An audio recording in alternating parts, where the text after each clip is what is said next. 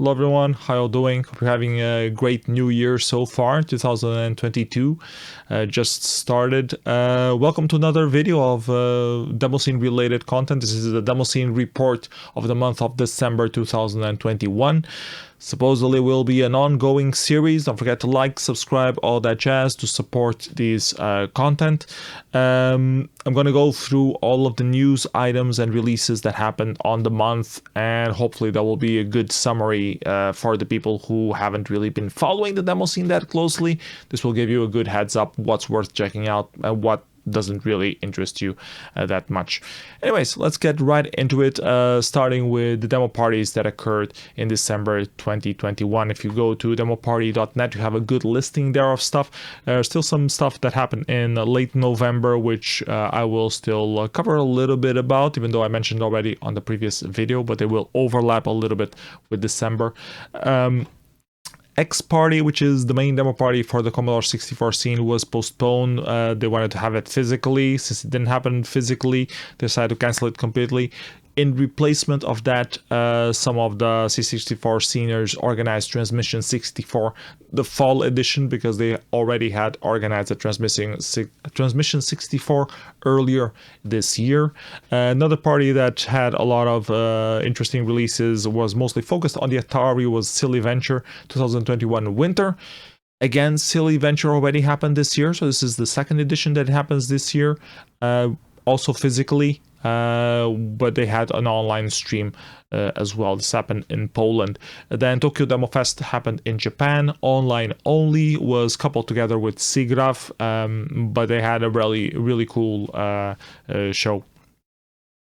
Other stuff that happened, some parties that were postponed or delayed. The main other party that is still worth mentioning was Silvester 2021 on the very last day of December. That had some interesting releases as well. So starting with Transmission 64, it had really cool music and graphics compo. C64 scene has been really prolific this year from the parties that I've been following.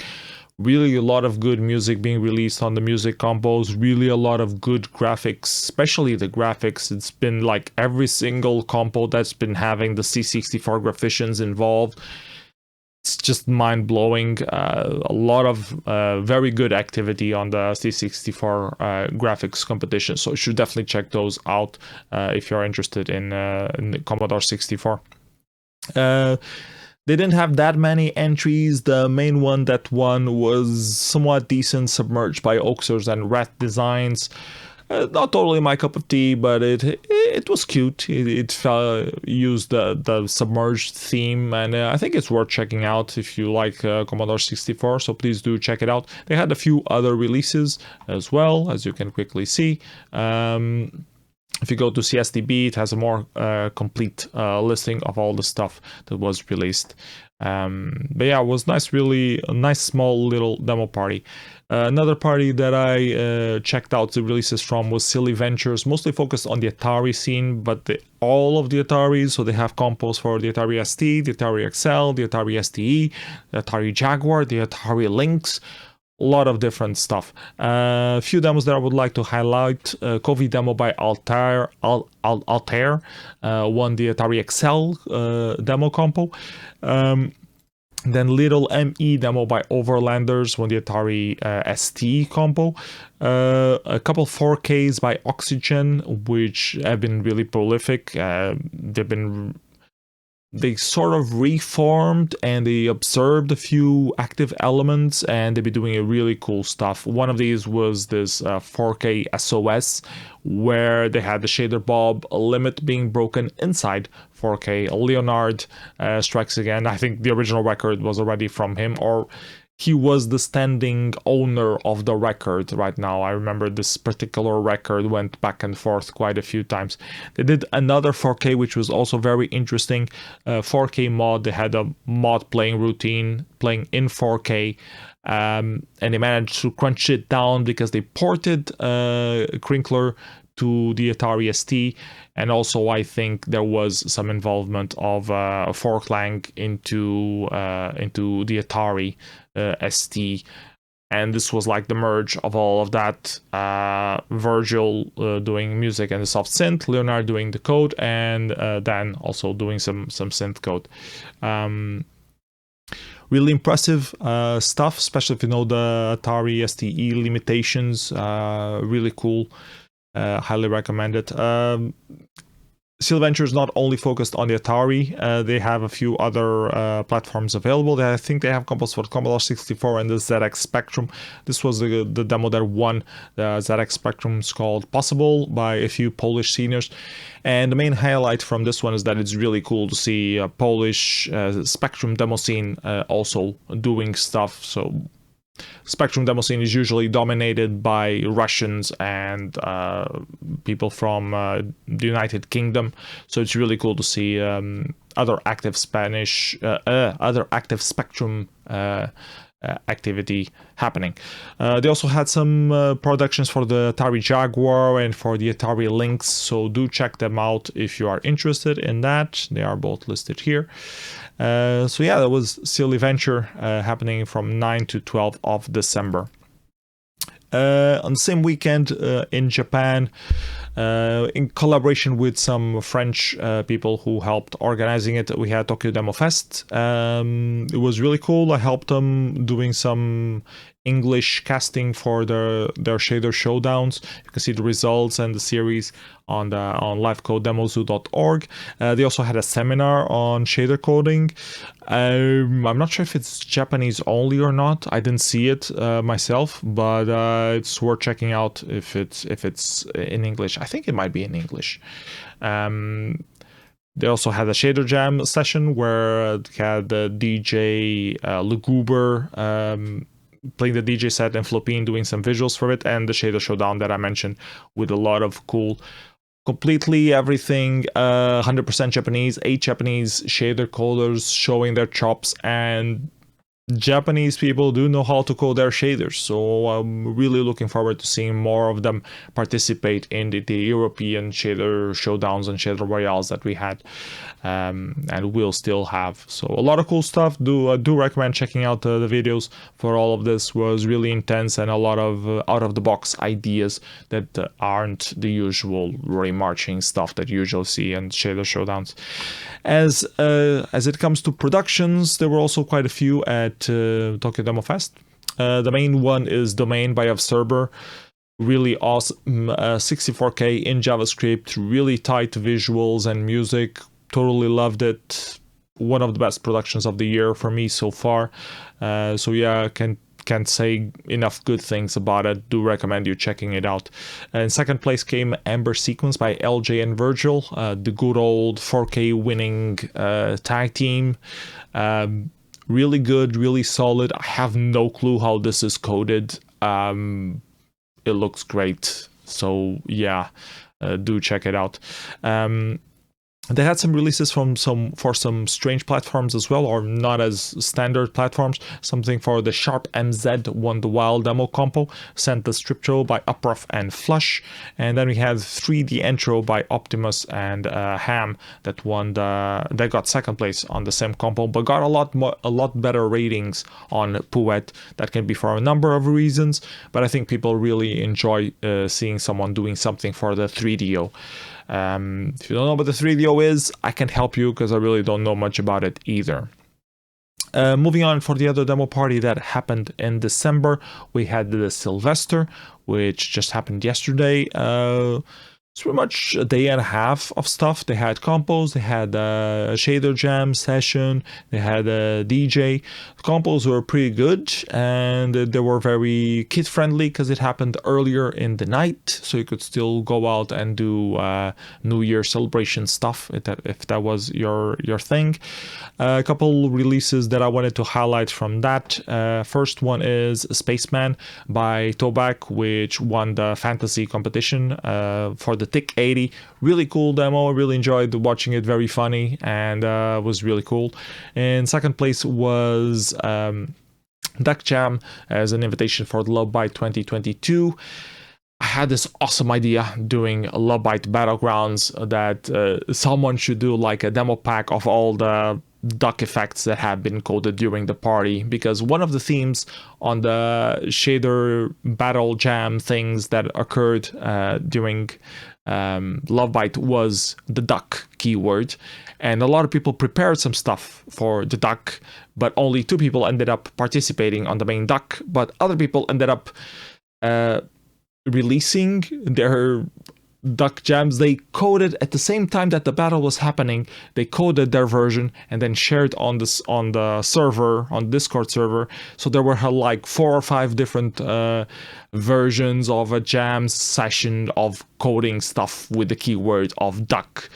So I throwed this. I said that we only needed the theme of DuckTales on being coded, and then you had a new demo pack ready to be released, and Gasman picked up that idea. He did the music from DuckTales, or did a cover of the music from DuckTales, coded some stuff. Metrotronic helped him, Decca helped him, Bossman helped him, and it's really cool stuff, and a really cool invitation for Love Bite 2022 as well.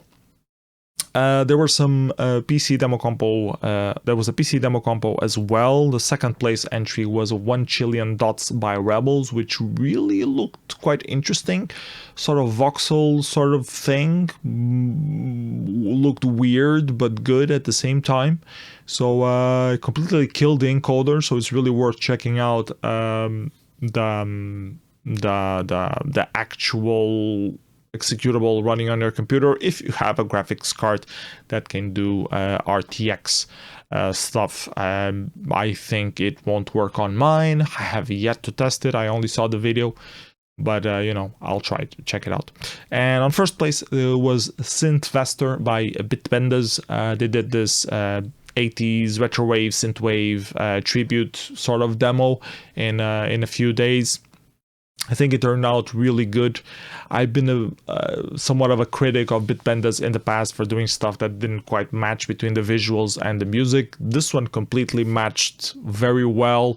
Music was totally awesome. The visuals were totally awesome.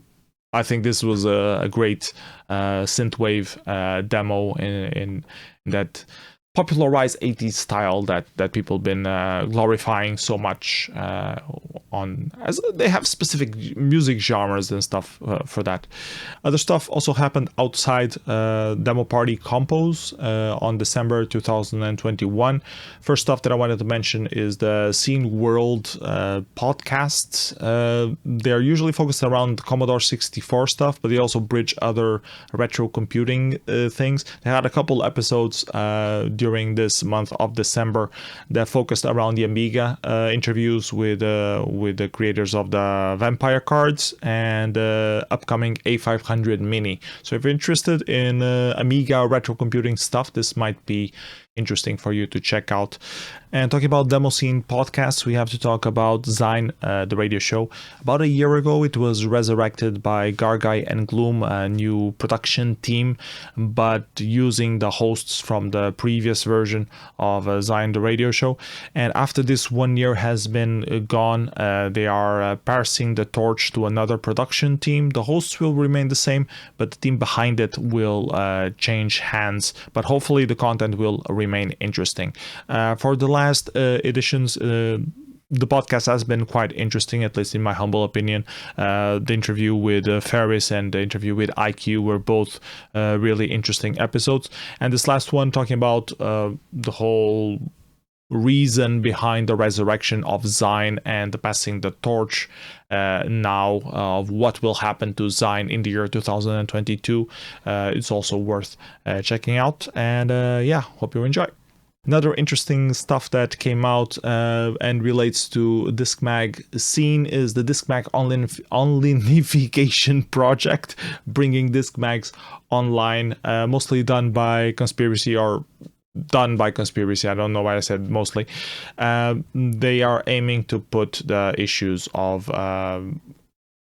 Diskmags working online. There are some bugs and stuff, but mostly stuff sort of works. And you can see an interview of me interviewing Uncle X of MFX right here.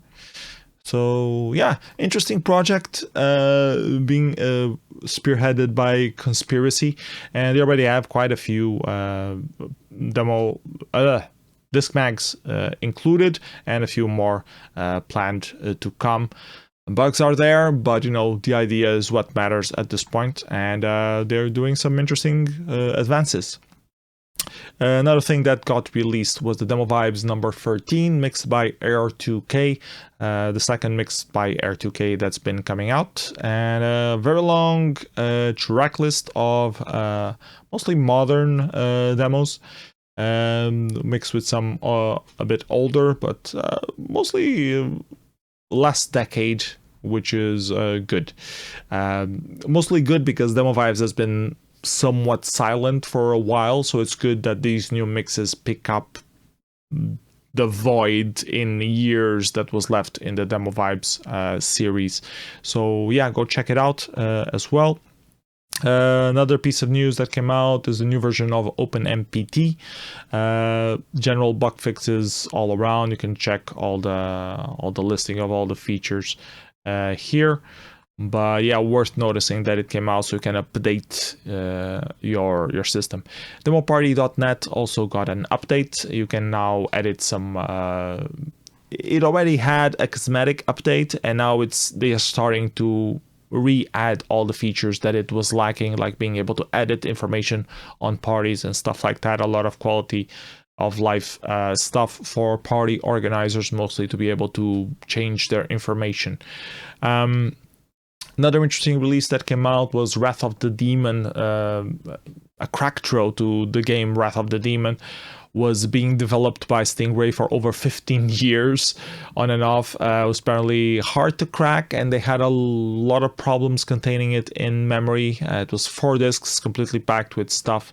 So from what I read, it was a challenge to make it done. The cracktro intro itself was coded by Slummy, music by Ticon, you can see it right here. But yeah, it was a nice little cracktro and a nice little endeavor. They took 15 years in the making, just so you can still have cracktros in 2021. Talking about games for retro computing in modern days, Sonic the Hedgehog was released for the Commodore 64. You need REU to be able to play it, but it's working. I haven't played it, but it's Sonic the Hedgehog on fucking Commodore 64. It's like Pinball Dreams that happened on the CPC earlier this year. Now it's Sonic. I think this is great. I think this is cool. Is it playable? I don't know, but it's cool that people are doing it. Other stuff worth mentioning, the Meteorics are looking for participants if you want to be a jury for this year's edition of the Meteorics Awards. All you have to do is watch a lot of demos during the first weeks of January. So, you know, submit yourself, and if you are knowledgeable of the demo scene, you'll likely be selected and join the fun. I already submitted myself. I'm planning to help out this year, and let's see how that goes. Also asking for information is Revision 2022. They have a quick survey up. They're trying to figure out if it's worth having a physical revision and how big it should be and how limited by COVID regulations it needs to be, if it makes sense for a lot of international travelers to go there, if they would go there with all that stuff. So it would really help them out to make a decision if you would fill out the quick survey and you know, let them know if you agree or don't agree with all the restrictions that would be required for the event to take place, if it is indeed still going to take place despite everything else. Since this was the new year, TOT has a long tradition of doing a New Year's demo. This year was no different from that. The demo is ugly like hell, in my humble opinion, but the write-up is actually quite interesting. Sol did a very long write-up on all the stuff that he explored making this particular entry, and I think you should check it out because it has a lot of interesting information. Just the visual side didn't quite match up with the interestingness amazing-ness of the technology behind it, in my humble opinion. Of course, you're free to feel different about it.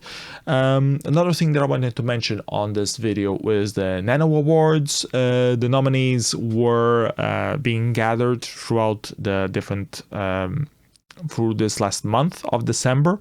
You could submit on Poet and Demozoo a recommendation for being nominees, and they're not listed on the site, but they will be announced today.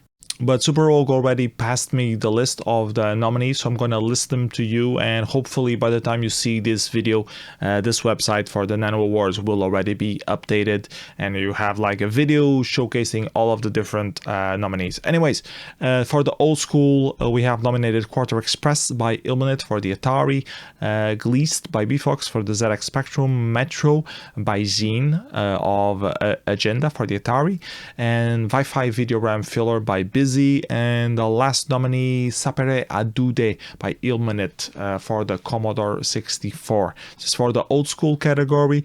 And for the high end, we have Light Crypt by Gopher of Alcatraz, Mems by Digimind, which was totally mind-blowing, Set Off by Rolla, Blake 32 by SuperRogue, and last but not least, Up Up Down by Sense Install. So these are the nominees for the Nano Awards. Again, if you go to this page, nanoawards.lovebyte.party, you should probably see a video showcasing them all by the time that you watch this video. And the winner will be announced at Lovebyte 2022 later in February 2022. Couple more things that I wanted to tell you before we wrap this video. First is taking a look at the top demos of the month. It includes a few of the last weeks of November, because of the way that Poet computes the ratings. It's a ratio between how long the production has been on the website and the number of thumbs that it has. So yeah. Anyways, we already talked about most of these entries. The ones that are from the last year that were not mentioned, yes, are Squell by demo by 2021 by Caroline Software Inc. for the BK00, either 10 or 11, I'm not sure, but one of those, and it was released at the Demodulation Party. Strinkler by Oxygene was released outside of a party, and the Amazing Demo Rev of 2021 was also released outside of a party for the CPC. And then Mulfuil by Umlaut Design that won the Experience demo party also in the last weeks of November. The other productions I already mentioned, and as you can see, Domain and 4K Mod are the ones that are higher voted at this point. Nothing else to say but to take a look at the parties that are upcoming. I'm mostly keeping an eye out for D-Halt. Usually has a couple of interesting releases. If you're a fan of C64, the Access and Abyss Connection Party also usually has some stuff. Never heard of the Mole and Scorpion, so I have no clue if they're going to be good or not. Sadly, we had the news that Mountain Bites was cancelled. Situation in Switzerland doesn't seem to cooperate with having a physical party, and they rather go physical or not online.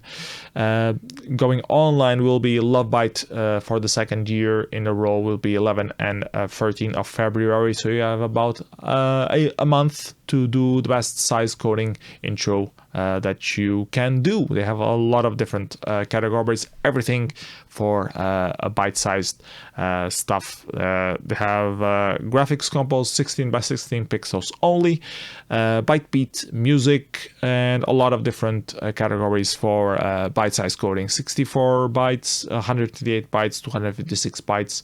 Everything size coding related. This is the mecca of size coding for the demo scene right now, so do check it out. Fjall Data should have some interesting stuff as well. BCC Party and Assembly Winter, I have no clue if it's going to have a physical presence for one and a demo scene section for two. I have no clue, so I can't really speak of it, but it's already February. It's long time away from now, so let's focus on the today. And today and now we just finished this demo scene report. So for the month of December 2021. Let me know what you think about the format. Is it interesting? Is it not interesting? What could I do better or different that would make this easier to watch, easier to share, more interesting to know about? Let me know in the comments. Don't forget to like, subscribe, donate a kidney, all that jazz. See you next video. Bye bye everyone. Take care.